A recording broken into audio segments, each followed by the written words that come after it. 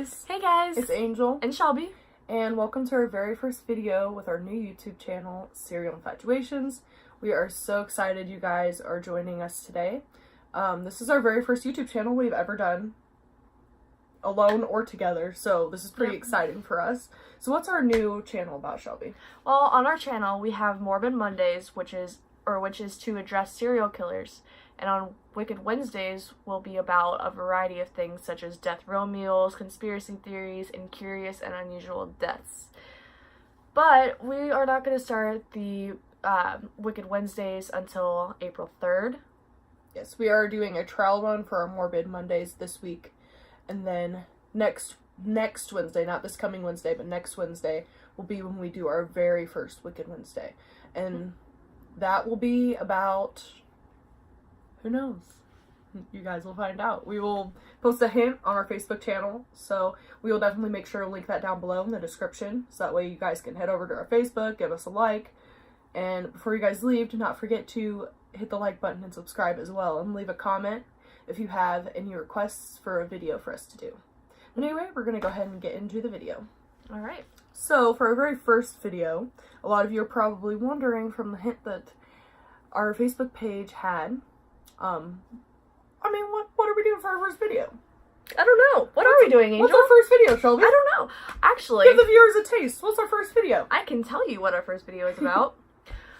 He's had a lot of recent media attention, such as a Netflix special, and also a movie that starred the one and the only... the incomparable Zac Efron. That's right, you guessed it, folks. We're talking about Ted Bundy.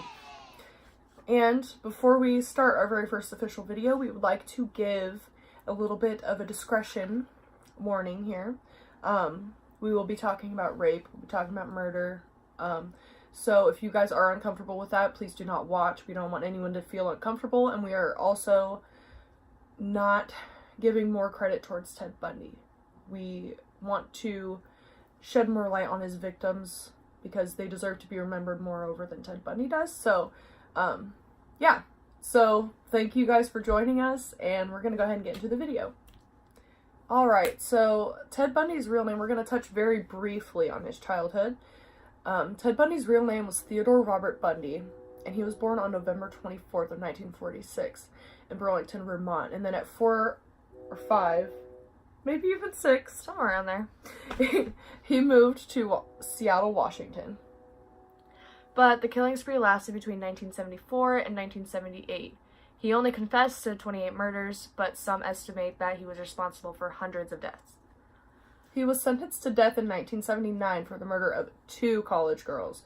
But then he was once again sentenced to death in 1980 for the rape and murder of a 12-year-old girl, Kimberly Leach, and she was the last person that he murdered. So for this part of the video, we are going to break down the victims of every single year up until when he was caught.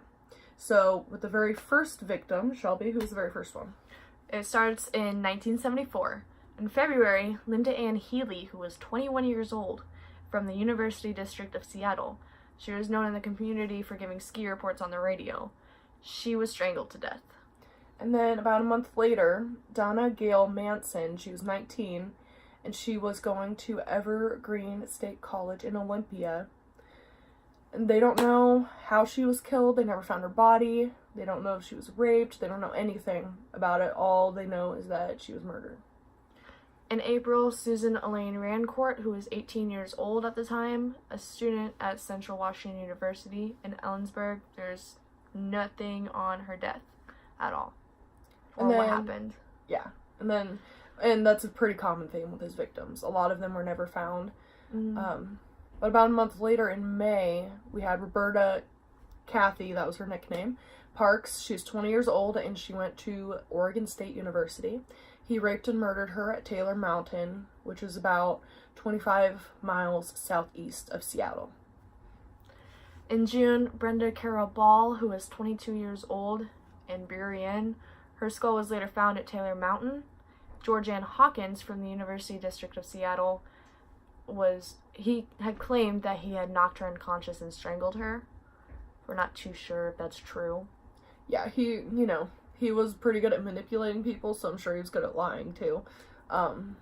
Anyway, so in July, he murdered 2 women, Janice Ann Ott, she was 23 years old, and then Denise Naslin, she was 19, and they were from Lake Sammamish. Witnesses described a handsome young man who called himself Ted. Police were beginning to identify Bundy's strategy of luring women because he would wear his arm in a sling and he would ask for help.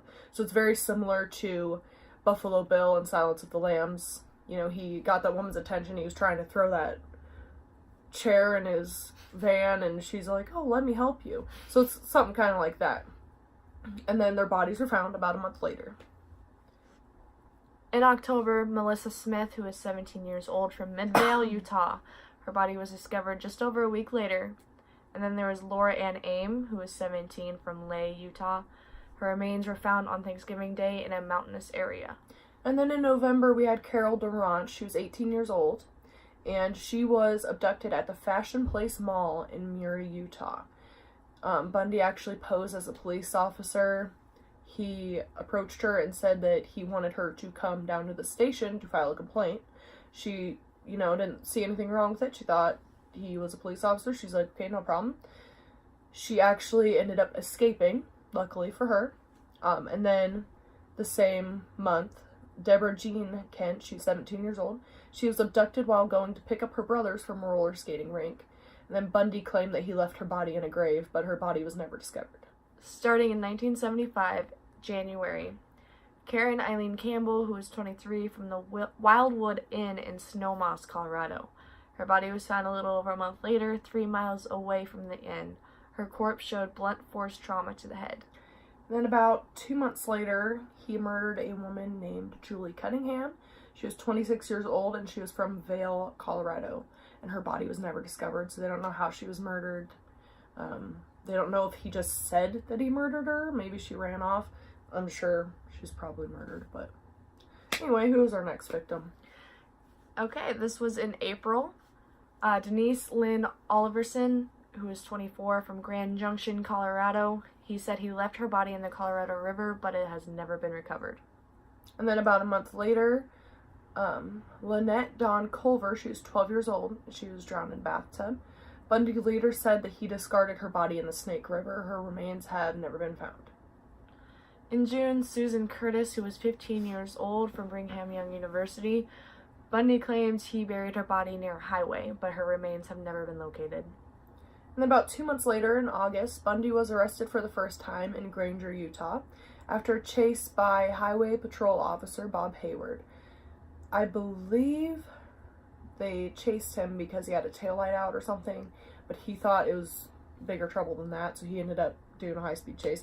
They ended up finding masks, gloves, rope, a crowbar, and handcuffs in his car, and then he was released on bail the next day. In October, Bundy was identified in a lineup by Carol Durant, whom he tried to abduct in November 1974, And who we throw talked up a about. picture of her right here. And that's her testifying at one of the trials that they did. Alright, so in the beginning of 1976, February, the trial began. He waived his right to a jury trial.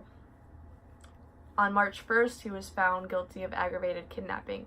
He was sentenced to a minimum of 1 to a maximum of 15 years in a Utah state prison. And then in October of the same year, Bundy was charged with Karen Campbell's murder.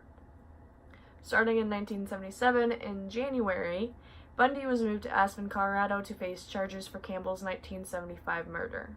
And then in May, Bundy pled not guilty to Campbell's murder. But then in June, he assisted in his own defense in the case, and he was allowed to access the Pitkin County Jailhouse Law Library, which a lot of people thought was kind of weird that he would assist in his own case. See, he asked really weird questions. Like, he asked the officer that came onto the crime scene how he found her body, what she looked like when he found her body, a bunch of really weird stuff. Like, he was not helping himself at all. Yeah. But Bundy became somewhat of a celebrity following his escape from custody in Colorado Courthouse in 1977. He had escaped from a second-story window of that library in the nearby mountains and back in Aspen. On July 15th of 1977, he was charged with escaping burglary and felony theft. And then in December, Bundy escaped from his jail cell through a light fixture opening in the ceiling. He stored books and other belongings on his bed underneath a blanket to appear as if he were asleep in bed. Okay. Starting in 1978, in January, after flying to Chicago, then taking a train to Ann Arbor, Michigan, and driving a stolen car to Atlanta, Bundy arrived in Tallahassee, Florida, by bus. He signed a rental agreement at a building called the Oaks. Then on January 15th at 3 a.m., Bundy entered the Chi Omega sorority house near Florida State University, and he killed Margaret Bowman and Lisa Levy. They were both beaten severely and strangled to death. Karen Ann Chandler and Kathy Kleiner suffered severe injuries after Bundy bludgeoned them while they slept, but they luckily survived. Shortly after the Chi Omega attacks, Bundy broke into the apartment of Cheryl Thomas, a student at FSU, and attacked her. Thomas's housemates heard the noise and called police. Bundy escaped before the authorities arrived, and Thomas survived the attack. Authorities. Then in February, Kimberly Leach, who was 12 years old, disappeared in the middle of a school day. Leach was one of Bundy's youngest victims, and it was his last murder. And then finally, on February 15th, he was arrested after 47 days on the run. In April, Leach's body was discovered near Suwannee River State Park. And then in July, Bundy was indicted for the murders of Margaret Bowman and Lisa Levy, as well as the attempted murders of Cheryl Thomas, Kathy Kleiner, and Karen Chandler. In May 1979, he rejected the plea deal that would have allowed him to avoid death penalty if he admitted to murdering Bowman, Levy, and Leach. On July 24th, 1979, he was found guilty of murdering Levy and Bowman and attempted murders of Kleiner, Chandler, and Thomas. He was sentenced to death for the murders. The following year, Bundy was found guilty of Leach's kidnapping and murder, sentencing him to death once again. And on January 21st of 1989, over the next several days, Bundy confessed to various law enforcement agents. Bundy told FBI Special Agent Bill Hagmaier that he killed 30 people in California, Oregon, Washington, Idaho, Utah, Colorado, and Florida. That was a mouthful. Between 1973 and 1978. And finally, on January 24th of 1989, Bundy was pronounced dead. He chose to forego his last meal, so he was given the usual Florida death row meal of steak, eggs, hash browns, toast with butter, and jelly, juice, coffee, and milk. Which sounds pretty fucking good. It does. He refused to eat it. So that would be all the information we have. I do know that on the day of his execution, they were throwing parties. They were, like, doing a barbecue outside. They were selling shirts that said, like, "Burn, Bundy, burn." Like, it was a big thing. I don't blame him. I would have been there to celebrate, too, man. I want one of those t-shirts. Yeah, I do, too. Does anyone know of any of those t-shirts that are for sale? Because I'll buy one. Yeah, I would, too. In a heartbeat. You know, because a lot of people thought he was charming. He was very charming, obviously. He evaded capture for so long. Yeah. But, you know, people do have to realize that monsters look just like everyone. They look like us. We could be serial killers. You don't Wait, know. are you a monster? Yeah. I hide under your bed. That explains the weird noises. But, you know, again, we would like to express our condolences for the victims and their families. I cannot imagine what it would be like to lose a family member like that, or a best friend, or I just can't imagine. I couldn't fathom losing someone like that. So, rest in peace to all the women yes. that have been murdered and from we will this throw up monster. And we will throw pictures of all of them up here, so you guys can see all their beautiful faces. But yeah, thank you guys so much for joining us on our very first video. It's going to be a really fun journey, so we hope you guys come back for our next video next Monday at, midnight? We're going to be releasing it on Monday morning at midnight. So Sunday night, Monday morning, whatever you want to call it. But it'll be on there right at midnight. So, but it is still Morbid Mondays, no matter if you call it Sunday night. Yeah, just to clarify. Yeah. But, yes, we really thank you guys from the bottom of our hearts. This is something we've always been very passionate about. We've always loved crime, true crime. I've always been interested in understanding how the serial killer's mind works, why they feel the need to murder people. I've always found that very fascinating. The psychopathic yes. energies that they have. Because I myself have never, you know, everyone's just like, I kind of want to kill that person. But a lot of people don't actually go and do it. No. So it's really interesting to me to look into these people's minds and to, you know, find out why they did what they did. Ted Bundy, you know, when I did watch the documentary on Netflix, and he was talking about in it that he didn't have a bad childhood. There was really no reason why he did it. You know, so some people, they're just, I don't know, they're just harbored that way in All their I mind. know is he was a strange kid. Yeah, he was, I mean, Very strange. He thought he was very popular, but... No, not very many people liked him. Yeah, I mean, he thought he was popular. He thought a lot of people liked him, but everyone was always creeped out by him.